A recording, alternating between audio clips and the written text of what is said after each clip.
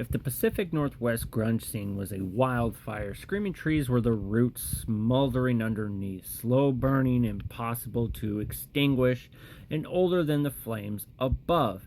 Dust, their final studio album, sounds like a ghost town shaking off the ashes, more mystical than miserable, more psychedelic than pissed off. Released in 1996, Dust arrived just as the alt-rock explosion was beginning to rot from the inside. Post-Nevermind fatigue was setting in, and the industry was busy grooming pop-punkers and new metal bros.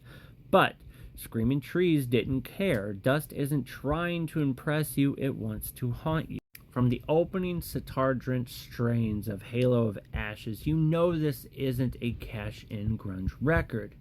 Producer George Drakoulias, known for his work with the Black Crowes, gives the album a spacious, almost southern gothic vibe.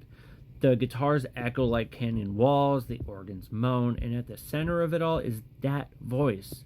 Mark Lanegan's, may he rest in peace, baritone, weathered like a whiskey-soaked hymn, part shaman, part prophet, part junkyard dog. There's a mythic weight to songs like Dying Days, with the guest solo from Pearl Jam's Mike McGready and All I Know. The former sounds like Neil Young in a fever dream. The latter is as close as to the band gets to a straight-up radio single, but even that's cloaked in a storm cloud. Sworn and Broken is a standout, an aching slow-motion march through regret and dust-choked memory.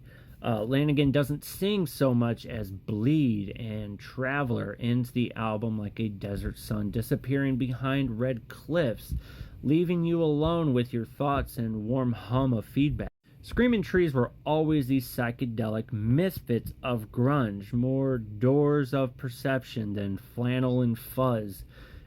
Dust leans into the identity and makes it mythic. It's a record about time, loss, decay, and redemption.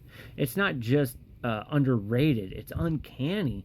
A final statement that feels like it came from another realm entirely.